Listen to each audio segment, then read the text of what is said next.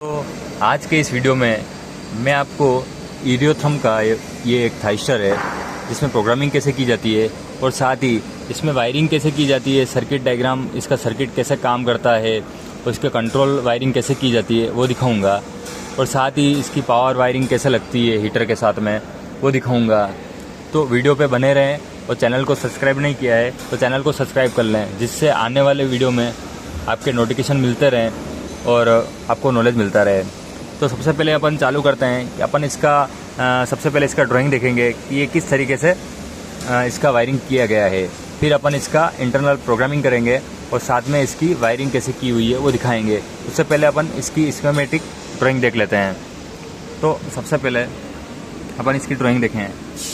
तो इस ड्राइंग में सबसे पहले इस ड्राइंग में ये जो थाइस्टर का सर्किट दे रखा है, इसमें सबसे पहले ये एक MCC लगा रखी है। इसके बीच में एक कॉन्टेक्टर लगाया है कि कुछ भी सप्लाई अगर इनपुट साइड से अगर इस थाइस्टर की बंद करनी हो तो यहाँ से अपन कॉन्टेक्टर को बंद करके उस सर्किट को हटा सकें, इसको सर्किट को ऑफ कर सकें, या कोई ट्रिप आ जाए तो इस कॉन्टेक्टर को सीधा बंद कर दे, या खुद ही अगर कोई ट्रिप अगर रिले ऑन होते ही इसकी थाइस्टर की तो इसके साथ में अपन इंटर कनेक्ट कर सकते हैं, जिससे ये ट्रिप होते ही इनपुट का पावर कॉन्टेक्टर ऑफ हो जाए। तो इसके L1 L2 जो है वो थाइस्टर के इनपुट साइड में लगे हुए हैं। ये थाइस्टर 2 लेग थाइस्टर है। 2 लेग का मीन्स इसमें 2 फेज ही कनेक्ट होंगे। एक फेज सीधा अपने हीटर पे लगेगा या आउटपुट कुछ भी हुआ आपका उस पर लगेगा। एक फेज डायरेक्ट आपका हीटर पे लग जाएगा और 2 फेज थाइस्टर से होके निकलेंगे आउटपुट से। तो 2 फेज तो अपने हीटर पे थाइस्टर से होके जा रहे हैं और एक फेज सीधा जाके लग रहा है। तो ये अब जो कंट्रोल करेगा, ये आउटपुट कंट्रोल होगा, ये टू फेज पे कंट्रोल होगा, एक फेज डायरेक्ट रहेगा।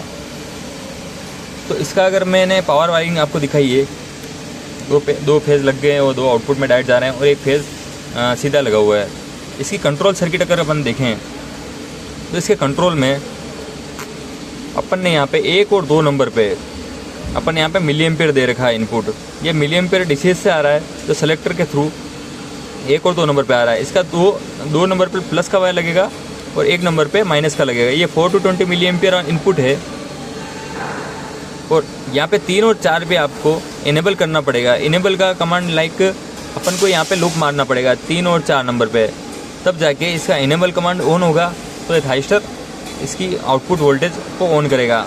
अगर ये लूप आग नहीं लगाते हो तो ये थाइस्टर आउटपुट साइड से इसका वोल्टेज नहीं निकालेगा, जिससे अपना हीटर ऑन नहीं होगा। भले आप पूरा हेल्दी है थाइस्टर, फिर भी इसका आउटपुट ऑन नहीं होगा जब तक इसका लूप आप नहीं लगाते हो 3-4 नंबर पे। 5 नंबर को आप खाली रखना है। और ये जो आपको TCP मॉडबस का जो मॉड्यूल दिख रहा है इथरनेट का, इसके थ्रू आपका इसमें पैरामीटर क्या चल रहा है, इनपुट में वोल्टेज कितना चल रहा है, क्या फ्रीक्वेंसी चल रही है, कितना आउटपुट पे चल रहा है, कितना एम्पियर ले रहा है, ये सारा आप मॉडबस के थ्रू आप स्काडा में ले सकते हैं, PLC पे ले सकते हैं। इसका एक रिले कॉन्टैक्ट है। किसी भी कंडीशन में हीटर ब्रेक कोई भी अलार्म अगर आता है तो यहाँ से ये रिले कॉन्टैक्ट है, ये NO से NC बनेगा, जिससे ये इनकमर को या कॉन्टैक्टर को ऑफ करा देगा, जिससे इसकी इनपुट की पावर सप्लाई बंद हो जाएगी और अलार्म बजने लग जाएगा और इसके डिस्प्ले पे अलार्म दिखेगा। डिस्प्ले इसका मैं दिखाऊं तो ये है। उसके बाद में अपन को इस पे AC सप्लाई देनी है, इसके इंटरनल ऑक्सिलरी सप्लाई को देना पड़ेगा, जिससे कि ये काम करता है, जिससे कि इसका इंटरनल जो माइक्रो कंट्रोलर है इस पर सप्लाई मिलती है।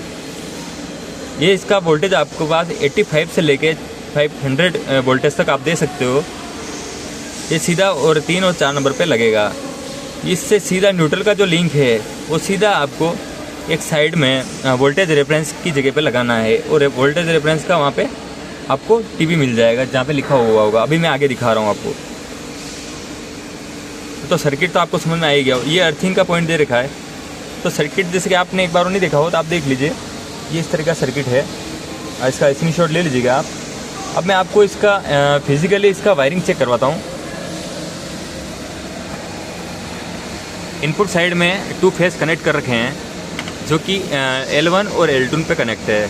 और तीसरा जो फेज़ है वाई फेज़, वो कि डायरेक्ट आप देख पा रहे हैं कि कॉन्टेक्टर से आया, आर फेज़ लगा और बी फेज़ लग गया, लेकिन वाई फेज़ इस पर नहीं आ रहा है क्योंकि ये 2 लेग थाइस्टर है। अगर 3 लेग होता तो 3 लेग मतलब 3 लेग में यहाँ पे वाई बी लग जाता, तीनों फेज़ इन पे कनेक्ट हो जाते हैं। लेकिन ये कॉस्ट फ्रेंडली रहता है, कॉस्ट में थोड़ा कम रहता है, तो इसमें क्या है कि 2 लेग को यूज़ किया हुआ है क्लाइंट ने। तो एक ये जो फेज़ है वाई का जो डायरेक्टली अपने आउटपुट के टीवीज़ पे कनेक्ट है, ये आप देख सकते हैं, ये सीधा अपने टीवी पे कनेक्ट है। तो 2 आर और बी आउटपुट का जो है वो थाइस्टर के आउटपुट से यहाँ से निकला हुआ है, जैसे कि आप दूर पे देख पा रहे होंगे। ठीक है, तो ये पावर का कनेक्शन तो आप समझ ही गए होंगे। साथ ही ये जो लॉक है इसको अगर आप ओपन करेंगे तब जाके ढक्कन खुलेगा, इसका ध्यान रखें, ये टूट जाएगा। बाकी इसके इनपुट पे ऑक्सिलरी सप्लाई जो देनी होती है वो मैंने आपको बताया ड्राइंग में, तो ये 85 से लेके 550 वोल्टेज इसको ऑक्सिलरी सप्लाई देंगे तब जाके ये ऑपरेट होगा। इसका माइक्रो कंट्रोलर जो है डिस्प्ले वो काम करेगा। साथ ही आपको यहीं से न्यूट्रल का एक रेफरेंस लेना है जो कि VEREF पे लगाना है। ये अगर नहीं दोगे तो ये इसका इनेबल कमांड ऑन नहीं करेगा और साथ में ये काम भी नहीं करेगा। तो या तो न्यूट्रल पे कनेक्ट करना है और ओके गाइस, तो ये वायरिंग ऊपर का हो गया। अब नीचे का अगर मैं वायरिंग दिखाऊं तो इसमें जो 420 मिलियम्स इनपुट देना है, वो ये जो टीवी है आपको दिख रहा है, जो मैंने यहाँ से निकाला है, यहाँ से निकाला है। तो अगर यहाँ पे नंबर देखें आप तो ये 1 2 3 4 5, तो ये यहाँ पे कनेक्ट है। तो 1 और 2 पे अपन ने मिली एम्पियर इनपुट लगा रखा है, जो भी आप देख सकते हैं। और 3 और 4 नंबर को अपन ने शॉर्ट कर रखा है, जिससे कि इनेबल कमांड आएगा। अगर ये आप लूप नहीं लगाओगे तो इनेबल कमांड नहीं आएगा, तो ये थाइस्टर ऑन नहीं होने देगा। मतलब लाइक आपको रेफरेंस सब कुछ मिल रहा है, वोल्टेज वगैरह, फिर भी ये आउटपुट ऑन नहीं करेगा जब तक आप इसको शॉर्ट नहीं करते हो। इसका इसलिए यूज़ करते हैं अपन, DCS से कमांड भी दे सकते हैं, और साथ में DCS से कमांड देने के बाद में ये चालू हो जाएगा। और साथ में इसका ये है रिले कॉन्टेक्ट, जिससे अपना थाइस्टर का कभी ट्रिप होता है तो इससे आउटपुट जनरेट करेगा। तो इन कनेक्टर को आपको यहाँ पे वापस से कनेक्ट करना है। ये आपका रिले कॉन्टेक्ट है, जब भी आपका ट्रिप होता है हीटर थाइस्टर, ये आपका अलार्म जनरेट करेगा, जिससे आपका कॉन्टेक्टर ऑन ऑफ हो जाएगा।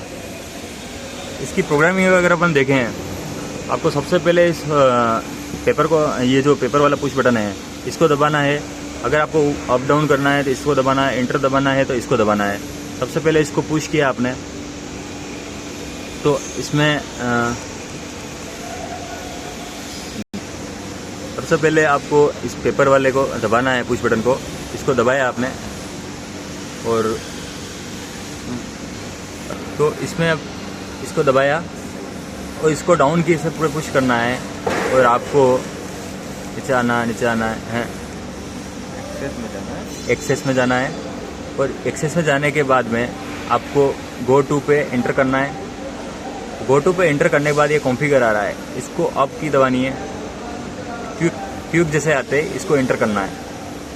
इसमें आपको चार नंबर डालना है पासवर्ड और एंटर करना है।